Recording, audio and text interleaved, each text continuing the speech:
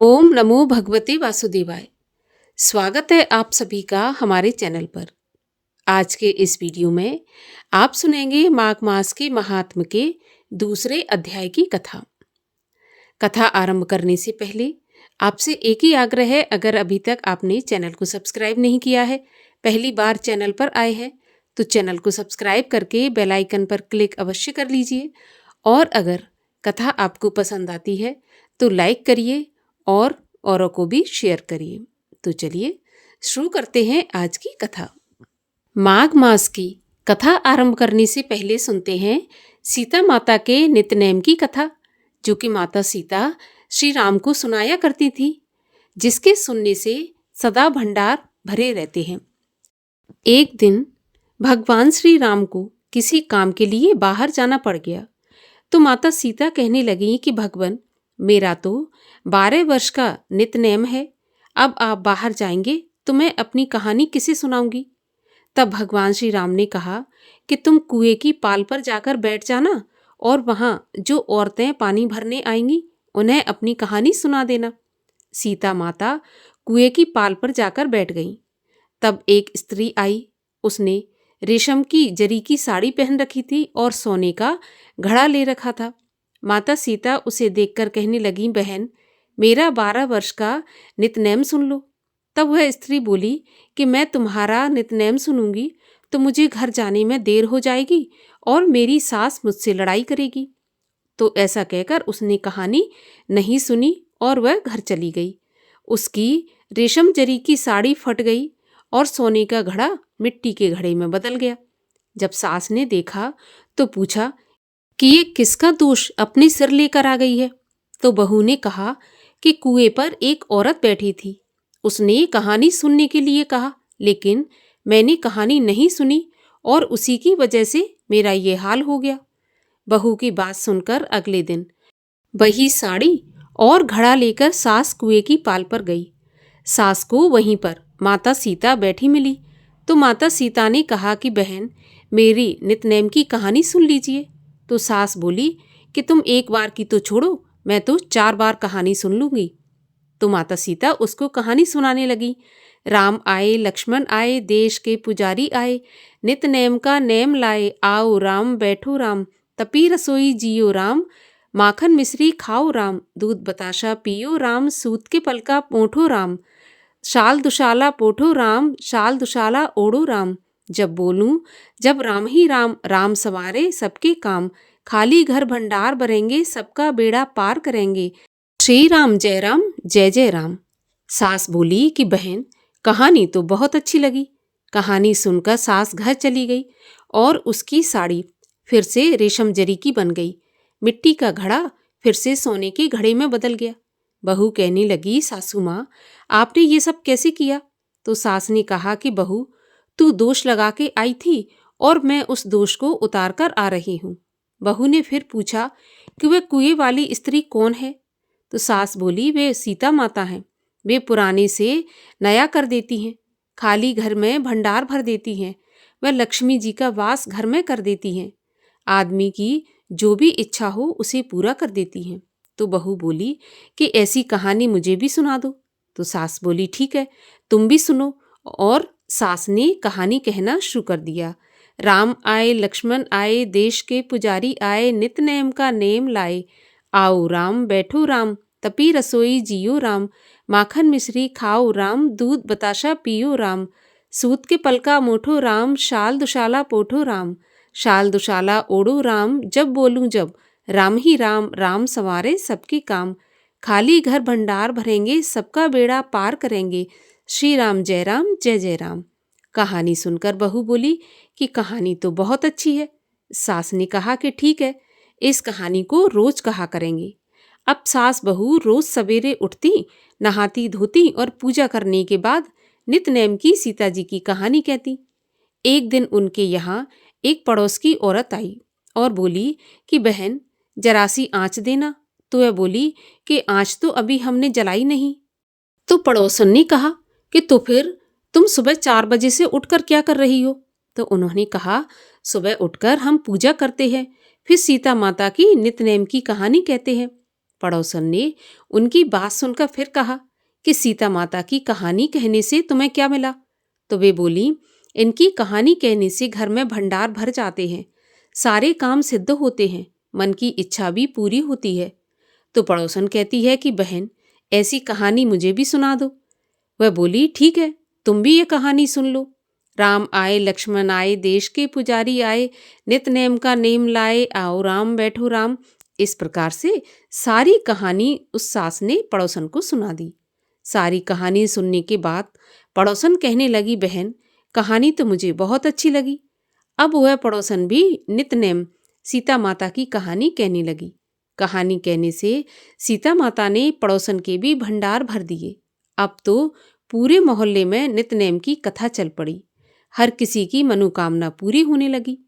हे सीता माता, जैसे आपने उनके भंडार भरे हैं, वैसे ही आप हमारे भी भंडार भरना। कहानी सुनने वाले के और कहने वाले के भी भंडार हमेशा भरे रखना। बोलिए सीता माता की जय। और अब सुनिए माघ मास के महात्म के दूसरे अध्याय की कथा।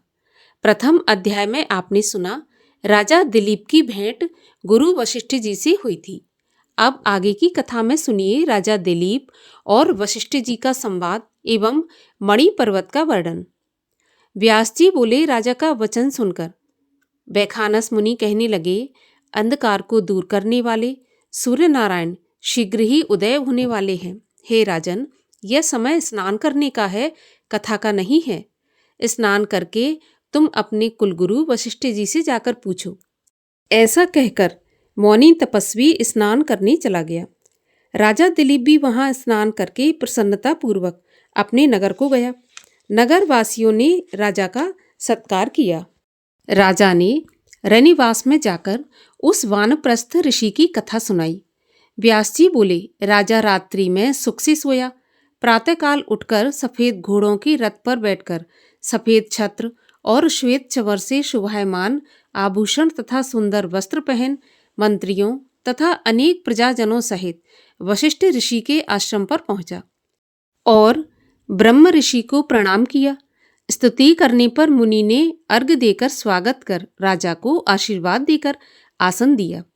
राजा के आसन पर बैठने पर ऋषि ने राजा से कुशलता पूछी। तब राजा ने प्रसन्न होकर अपनी कुशलता कहकर तपस्वी वैखानस के कहे हुए प्रश्न को पूछा और कहा, हे भगवान, आपके मुख से मैंने विस्तार पूर्वक आचार, दंड नीति, राजधर्म और चारों आश्रमों की क्रियाओं को सुना है। दान के विधान, यज्ञ की विधियां, व्रत की प्रतिष्ठा और विष्णु भगवान की आराधना की विधि भी सुनी है। हे तपोधन, अब आप माघ स्नान के महात्म्य की विधि एवं नियम मुझसे कहिए। वशिष्ठ जी बोले, राजन, आपने तीनों लोकों के कल्याण करने वाले मुनि तथा वनवासियों के भी अंतःकरण को पवित्र करने वाले इस माघ स्नान के बारे में पूछा है, सो सुनो। हे राजन, जो पुरुष स्त्रियों के नेत्र रूपी कटाक्षों अर्थात उनके ऋतुभोग से खंडित नहीं हुए हैं और बिना अग्नि, बिना यज्ञ, बिना कुआं आदि खुदवाए तथा बिना गाय, भूमि, तिल, वस्त्र, स्वर्ण, अन्न, घोड़ा इत्यादि का दान किए ही इनका फल प्राप्त करना चाहते हैं और त्रिसप्ताह कठिन कृच्छ तथा पराग व्रतों से अपने शरीर को बिना सुखाए इसके फल की कामना से बिना किसी यत्न के स्वर्ग प्राप्त करना चाहते हैं, तो उन्हें सदा माघ स्नान करना चाहिए। ऐसा करने से मनुष्य अवश्य ही बड़े परिवार वाला तथा राजा होता है। हे राजन, दिव्य दृष्टि वाले महात्माओं ने कहा है कि माघ मास में यज्ञ, तप तथा दान से अनंत फल प्राप्त होता है। सकाम अथवा प्रजा के हित के लिए हरि भगवान के निमित्त जो स्नान करता है उसको काया की शुद्धि, प्रीति, ऐश्वर्य तथा चारों प्रकार के फलों की प्राप्ति होती है। अदिति ने 12 वर्ष तक मकर संक्रांति में अन्न त्याग कर माघ मास में स्नान किया था, जिसके प्रभाव से उसके तीनों लोकों को उज्ज्वल करने वाले 12 पुत्र उत्पन्न हुए। माघ में स्नान करने से ही रोहिणी सौभाग्यशाली और अरुंधति दानशीला हुई और शची रूप सुंदरी होकर सतखंडे ग्रह में निवास करती हैं। जो मकर संक्रांति में स्नान करते हैं और देवताओं का पूजन करते हैं, वे अतिथियों से परिपूर्ण सुंदर घर में रहते हैं। ऐसे मनुष्य धन्य हैं। माघ मास याचक को सकाम होने पर फल देने में, काम मूल और निष्काम होने से ज्ञान तथा मोक्ष देने वाला है। जो श्रेष्ठ लोक दान करने वालों को, वन में तपस्या करने वालों को तथा अतिथि सत्कार करने वालों को प्राप्त होते हैं, वे लोग सदा माघ स्नान करने वाले लोगों को प्राप्त होते हैं। पुण्य क्षीण होने पर सकामी मनुष्य स्वर्ग से वापस आते हैं, परंतु माघ स्नान करने वाले स्वर्ग से वापस नहीं लौटते। ये बात भृगु जी ने मणि पर्वत पर विद्याधरों से कही थी। राजा ने कहा, हे ब्राह्मण, भृगु जी ने किस समय महीधर को धर्म का उपदेश दिया, सो कथा आप विस्तार पूर्वक मुझसे कहिए। मुनि वशिष्ठ जी बोले, हे राजन, एक समय 12 वर्ष तक वर्षा न होने से सब प्रजा दुखी होकर दशों दिशाओं में इधर उधर चली गई और हिमालय तथा विंध्याचल के मध्य प्रदेश के छिन्न भिन्न होने से लोग आपदाग्रस्त हो गए। अर्थात राजा की प्रजा न होने से होम, श्राद्ध, यज्ञ, वेद अध्ययन और धर्म लुप्त हो जाने से पृथ्वी मंडल फल, मूल, अन्न और जल से शून्य हो गया।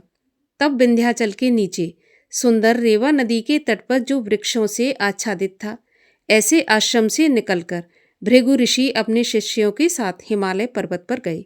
वहां पर कैलाश पर्वत के पश्चिम की तरफ ऊंचे मणिकूट स्वर्ण पर्वत के नीचे का आधा भाग स्फटिक विल्लोर जैसे सफेद रंग का था और बीच का भाग नील शिलाओं से युक्त था, जो सुंदरता में नीलकंठ पक्षी के समान था।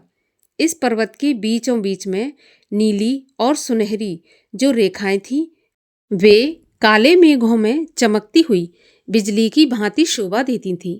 पर्वत की चोटी नीली तथा नीचे का कमर का हिस्सा सुनहरा होने से वह पीतांबर धारण किए हुए भगवान कृष्ण के समान शोभायमान प्रतीत होता था, जिसके स्वच्छ शरीर पर चमकती हुई दिव्य औषधियां रात में अनेक प्रकार के दीपकों से भरपूर दिखाई देती थी, जो एक बड़ा महल सा दिखाई पड़ता था। इस पर्वत का ऊपरी भाग बांसुरी बजाती और गीत गाती हुई किन्नरियों से शोभायमान था तथा केलों के पत्तों की पताकाओं से ये पर्वत सदा सुशोभित था। ये पर्वत पन्ना, नीलम, पुखराज तथा इसकी चोटी सफेद पत्थरों के बीच से निकलती हुई रंग बिरंगी किरणों से इंद्रधनुष के समान दिखाई देती थी। इसकी शिखाएं स्वर्ण इत्यादि सभी धातुओं से तथा नाना प्रकार के चमकीले रत्नों से शोभायमान अग्नि ज्वाला के समान चारों ओर फैली हुई थी। इस पर्वत के बीचों बीच कंदराओं में आकर काम पीड़ित विद्याधरियां अपने अपने पतियों के साथ रमण करती हैं। प्राणायाम करने वाले सब प्रकार के क्लेशों से परे बैरागी लोग उसकी गुफाओं में दिन रात ब्रह्मा का ध्यान करते हैं। उसकी सुंदर गुफाओं में हाथों में रुद्राक्ष की माला लिए हुए आधे खुले हुए नेत्रों से सिद्ध लोग शिवजी की आराधना करते हैं। सब दिशाओं में मंदार के फूलों की सुगंध महक रही है और गिरते हुए झरनों का जल सदा सुंदर शब्द करता रहता है। जंगली हाथी अपने बच्चों के साथ पर्वत के नीचे के भाग में खेल रहे हैं तथा कस्तूरी वाले मृग और रंग बिरंगे हिरणों के झुंड वहां पर क्रीड़ा कर रहे हैं। चंबरी गाय तथा नाना प्रकार के पशु वहां क्रीड़ा करते हैं। कबूतर, चकोर, पपीहा इत्यादि पक्षी वहां बोल रहे हैं। ये पर्वत सदा राजहंस तथा मयूरों से शोभायमान दीख पड़ता है। इसी कारण ये सुनहरी चोटी का पर्वत हेमकूट कहलाता है। यहाँ सदा देवता, गुह्यक और अप्सरा आदि निवास करते हैं। माघ मास के महात्म्य की कथा का दूसरा अध्याय यहीं पर समाप्त होता है। तीसरे अध्याय की कथा सुनेंगे आप कल के वीडियो में। और आइए अब सुनते हैं श्री कृष्ण चालीसा। बंशी शोभित कर मधुर, नील जलद तन श्याम, अरुण अधर जन बिंब फल, नयन कमल अभिराम, पूर्ण इंद्र अरविंद मुख, पीतांबर शुभ साज, जय मनमोहन मदन छवि, कृष्ण चंद्र महाराज। जय यदुनंदन जय जगवंदन, जय वसुदेव देव की नंदन, जय यशोदासुत नंद दुलारे, जय प्रभु भक्तन के दृग तारे, जय नट नागर नाग नथैया, कृष्ण कन्हैया धेनु चरैया, पुनि नख पर प्रभु गिरिवर धारो, आओ दीनन कष्ट निवारो, वंशी मधुर अधर धरि टेरी, होवै पूर्ण विनय यह मेरी, आओ हरि पुनि माखन चाखो, आज लाज भारत की राखो, गोल कपोल चिबुक अरुणारे, मृदु मुस्कान मोहनी डारे, रंजित राजीव नयन विशाला, मोर मुकुट बैजंती माला, कुंडल श्रवण पीत पट आछे, कट किंकणी काछिनी काछे, नील जलज सुंदर तनु सोहे, छबिलख सुर नर मुनि मन मोहे, मस्तक तिलक अलक घुंघराले, आओ कृष्ण बांसुरी वाले, करे पै पान पूत नहीं तार्यो, अकबका कागा सुर मार्यो, मधुबन जलत अगिन जब ज्वाला, भय शीतल लख तहि नंद लाला, सुरपति जब ब्रज चढ़ो रिसाई, मूसर धार वार बरसाई, लगत लगत ब्रज चहन बहायो, गोवर्धन नख धार बचायो, लख यशोदा मन भ्रम अधिकाई, मुख मह 14 भुवन दिखाई, दुष्ट कंस अति उधम मचायो, कोटि कमल जब फूल मंगायो, नाथ काली यहीं तब तुम लीने, चरण चिन्ह दे निर्भय कीने, करि गोपिन संग रास विलासा, सबकी पूरण करी अभिलाषा, केतिक महा असुर संहार्यो, कंसहि केस पकड़ दे मार्यो, मात पिता की बंदी छुड़ाई, उग्रसेन कहाँ राज दिलाई, महिषे मृतक छहों सुत लाए, मातु देव की शोक मिटाए, भौमासुर मुर दैत्य संघारी, लाए 10 सहस कुमारी, दे भीमहि तृण चीर संघारा, जरासेंधु राक्षस कह मारा, असुर बकासुर आदिक मार्यो, भक्तन के तब कष्ट निवार्यो, दीन सुदामा के दुख टार्यो, तंदुल 3 मूठ मुख डारो, त्रैमिक साग विदुर घर मांगे, दुर्योधन के मेवा त्यागे, लखी प्रेम की महिमा भारी, ऐसे श्याम दीन हितकारी, मारथ के पारथ रथ हाके, लिए चक्र कर नहीं बल थाके, निज गीता के ज्ञान सुनाए, भक्तन हृदय सुधा बरसाए, मीरा थी ऐसी मत वाली, विष पी गई बजा कर ताली। राणा भेजा सांप पिटारी, शालगिराम बने बनवारी। निज माया तुम विधि दिखायो, उरते संशय सकल मिटायो। तब शत निंदा करी तत्काला, जीवन मुक्त भयो शिशुपाला। जबहि द्रौपदी टेर लगाई, दीनानाथ लाज अब जाई। तुरतहि वसन बने नंद लाला, बड़े चीर भय अर मुँह काला। अस अनाथ के नाथ कन्हैया, डूबत भंवर बचावत नैया। सुंदर दास आस उरधारी, दया दृष्टि की जय बनवारी। नाथ सकल मम कुमत निवारो, क्षमहु बेग अपराध हमारो। खोलो पट अब दर्शन दीजै, बोलो कृष्ण कन्हैया की जय। यह चालीसा कृष्ण का पाठ करे उरधार, अष्ट सिद्ध नवनिध फल लहे पदारथ चार। ओम जय श्री कृष्ण हरे प्रभु, जय श्री कृष्ण हरे। भक्तन के दुख सारे पल में दूर करे। ओम जय श्री कृष्ण हरे।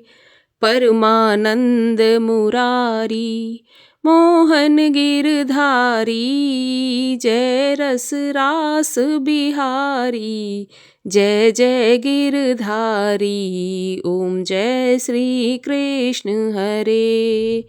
कर कंकन कटि सोहत, कानन में बाला। मोर मुकुट पीतांबर, सोहे वनमाला। ओम जय श्री कृष्ण हरे। दीन सुदामा तारे, दरिद्रों के दुख टारे। गज के फंद छुड़ाए, भवसागर तारे। ओम जय श्री कृष्ण हरे। हिरण्यकश्यप संहारे, नरसिंह रूप धरे। पाहन से प्रभु प्रगटे, जम के बीच परे। ओम जय श्री कृष्ण हरे। केशी कंस विदारे, नलकूबर तारे। दामोदर छवि सुंदर, भक्तन के प्यारे। ओम जय श्री कृष्ण हरे। काली नाग नथैया, नटवर छवि सोहे। फन फन नाचा करते, नागन मन मोहे। ओम जय श्री कृष्ण हरे। राज्य उग्र सैन पाए, माता शोक हरे। द्रुपद सुता पत राखी, करुणा लाज भरे। ओम जय श्री कृष्ण हरे। बोलिए कृष्ण भगवान की जय। माघ मास की जय।